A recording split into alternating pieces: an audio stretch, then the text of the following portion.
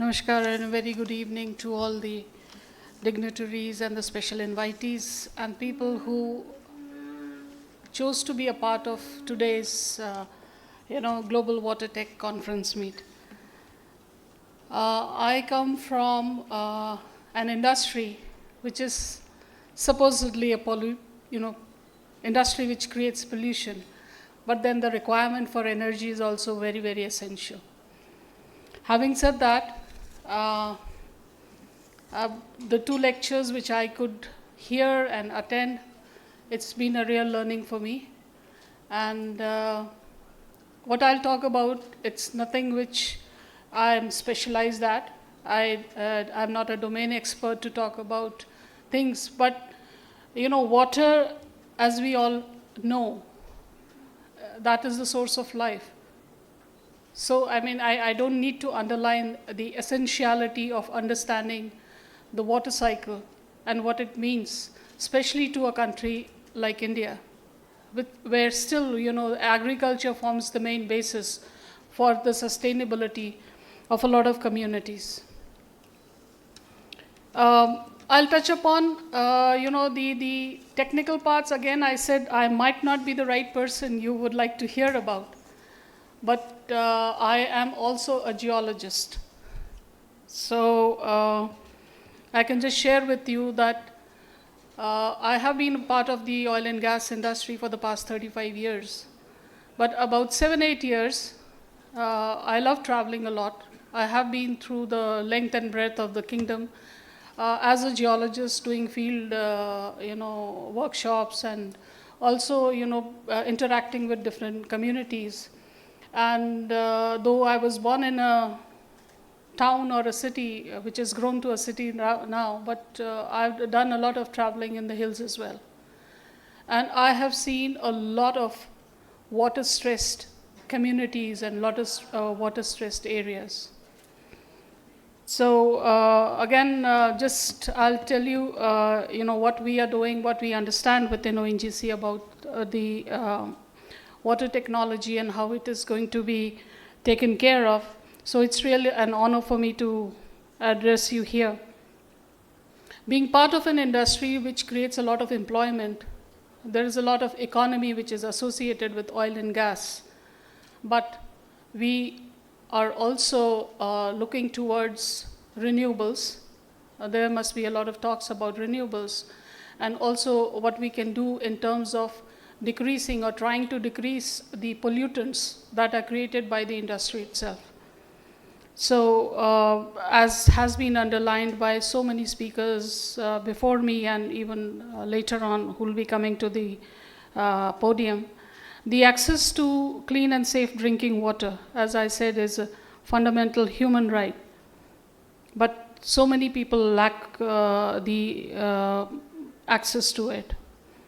We have the World Health Organization, and there are some figures which are being quoted, that over 2 billion people live in water-stressed countries, and 785 million lack even the basic drinking water services.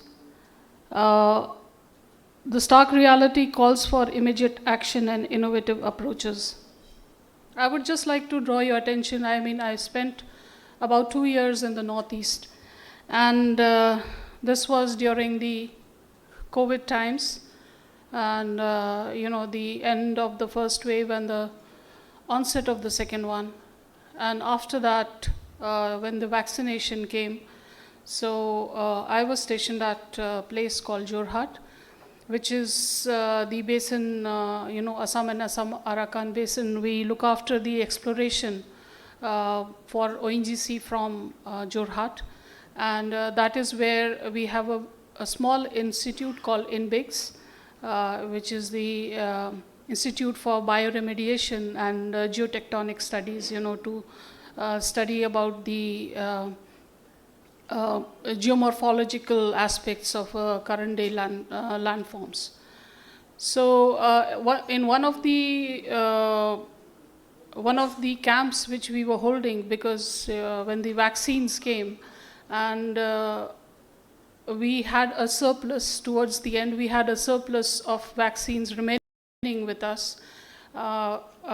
we got in touch with the district authorities, and then I said that we have, around 1700 vaccines which are in excess with us and it can be used. The government, the district administration, they were awaiting the arrival of vaccines. So we decided that we can go to the remote villages and try to give these vaccines. And there is an area called Sarupathar there, which is a part of Golaghat, very near to Kaziranga. And when you talk about Kaziranga, you would also realize that Brahmaputra flows right, next to it. So we were just sitting there. It's a very, very, what would you say, a very low-income group area, mainly agriculture. We were sitting in one of the sheds, which was called a school. So we just discussing, and then I was just talking with him. I had the SDO, he was a 2018 batch IAS, and since we had been in a couple of these kind of camps and campaigns across the district, so we just got to talking, and then I just told him, I said, the crops don't look healthy too much this year. So he said, yeah, ma'am, I think, might be in a week or two, we might be declaring Sarupathar as a drought infected area. And when I heard that, I said, drought? He said, yeah, every second, third year we have a drought here. And, then the district administrations, they put it as a drought. I mean, imagine sitting 4-5 kilometers aerial distance from a river like Brahmaputra, and we have drought there. So that brought my attention, and of course there are other areas also where we used to extract groundwater. It becomes difficult for villagers who are away from the river systems to do a sustainable cultivation. They are almost wholly dependent on the rainfall. Same is the case in, if I come from Uttarakhand, and same is the case in the hills for the farmers there. We get a lot of rains, but might be not at the right time. So I have seen women walk kilometers just to have potable water.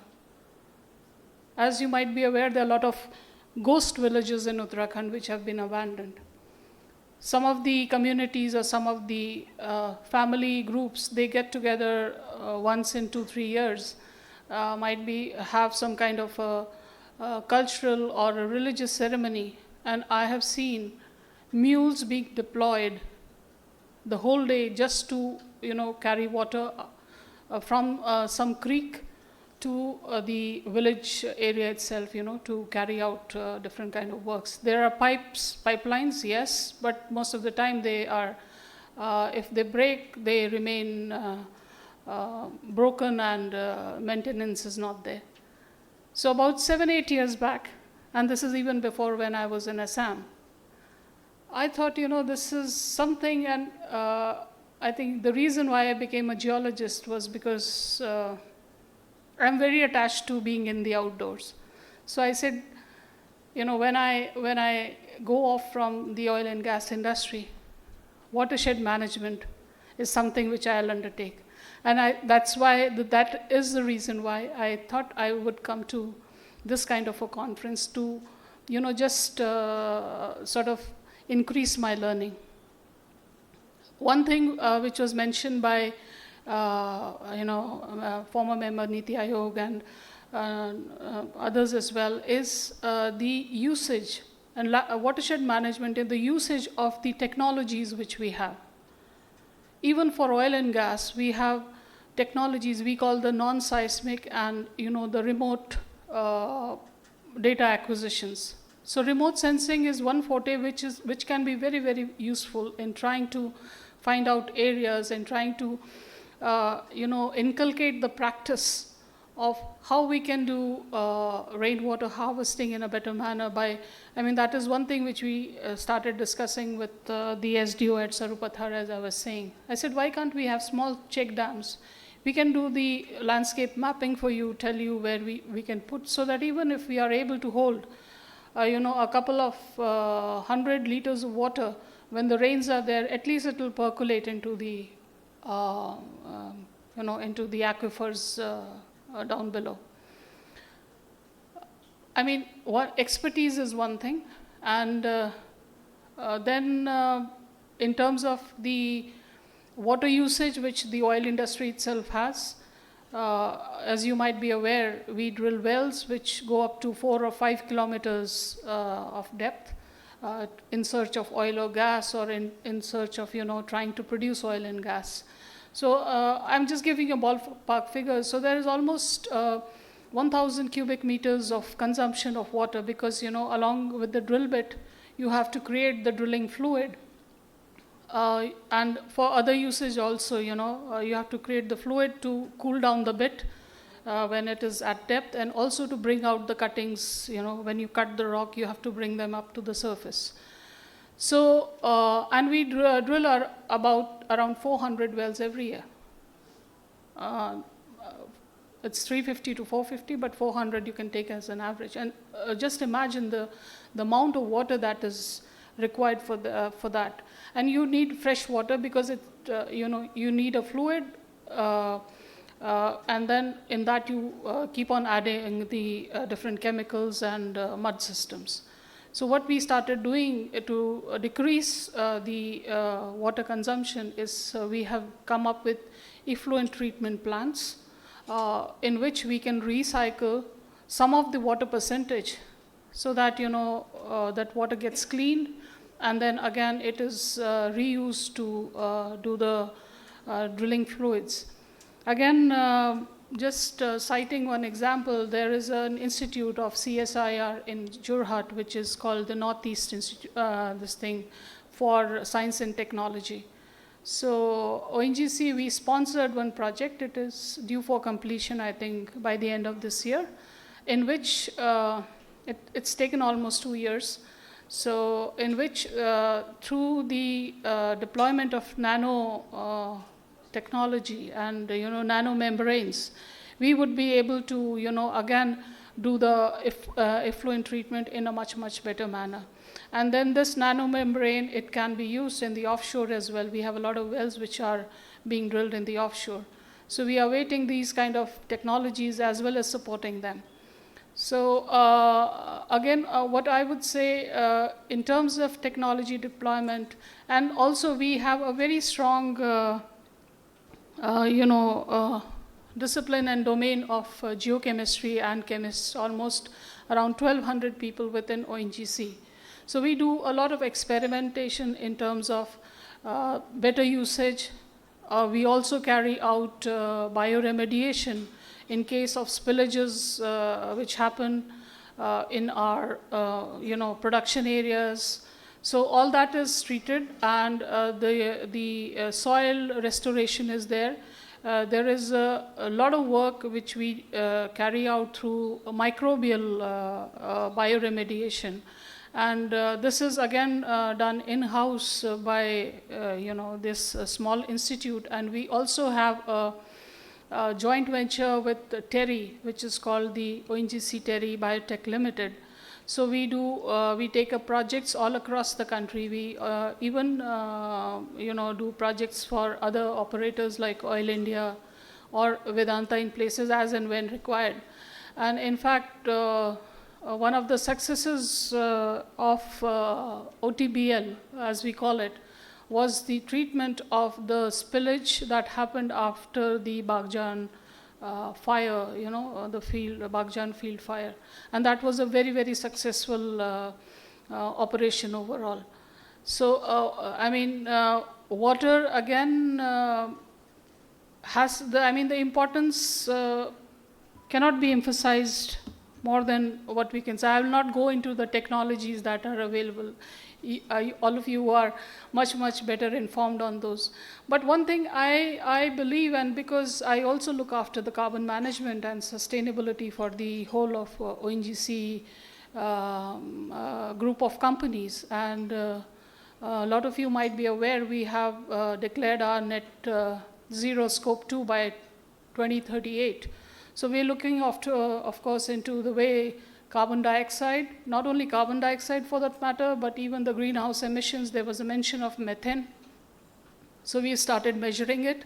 We have started setting up the targets in terms of the KPIs for each installation, how much percentage reduction they have to do, because our scope 1 has to be by 2030. So the awareness within ONGC about the effect of oil and gas, what we do there, it is there.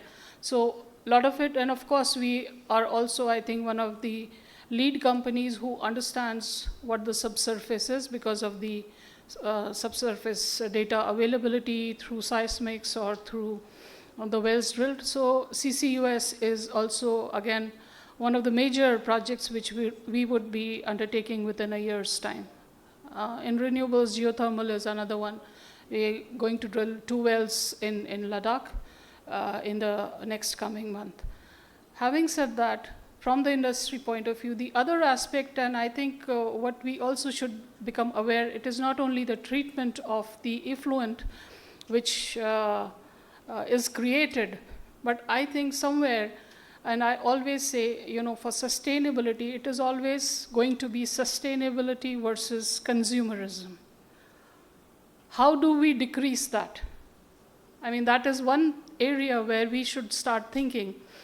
And the awareness about pollution, the awareness about consumption, what is required, what is not required, I think that somewhere when we'll have to introduce this as a subject in our school curriculums. We need to tell the children, okay, we made mistakes, but our learnings, that has to be brought into the education system. We need to make each and everyone aware what are the after effects of the way we live or the way we consume. And of course, a lot of stress in the higher education has to be there for the environmental awareness. I don't see much of it. There'll be a lot of IT people there, a lot of engineering, a lot of other things, but in India, the awareness, because I have been interacting with international companies, other countries also, the emphasis on environmental studies is, I don't think it is as much. So somewhere, we as people with some responsibilities being given to us, we need to bring this into the fore, that the emphasis on environment, emphasis on sustainability, whether it be water sustainability or any other kind of pollution. In fact, I was asking someone when Dr. Lal was giving a lecture, I said, is it permitted to ask a question?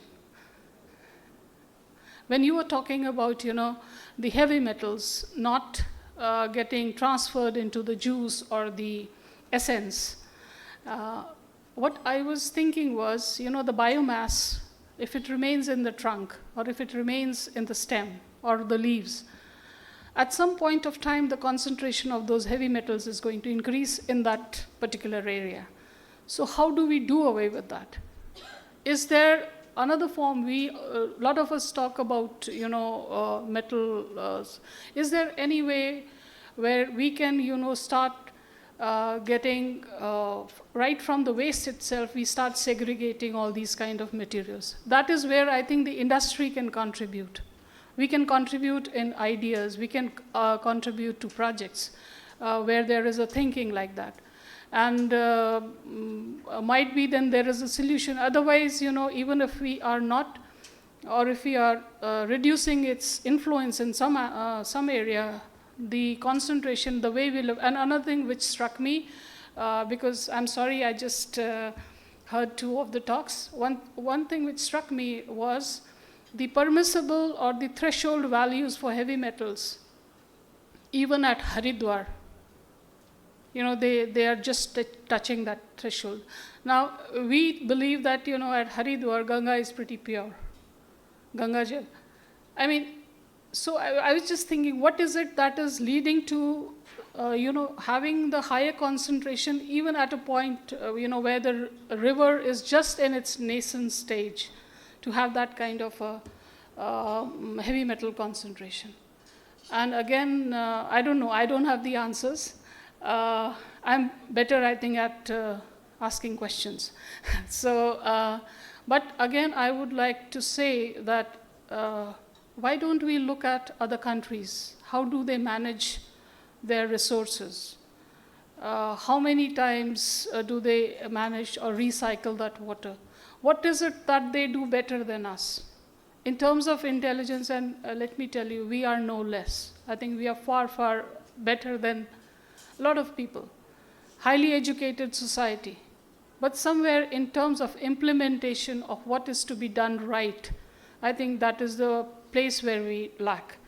So from ONGC side, what I can assure you is, any sort of a support or any help or, any JV if we can form, or if you would like our attention to be towards that side, please do let us know.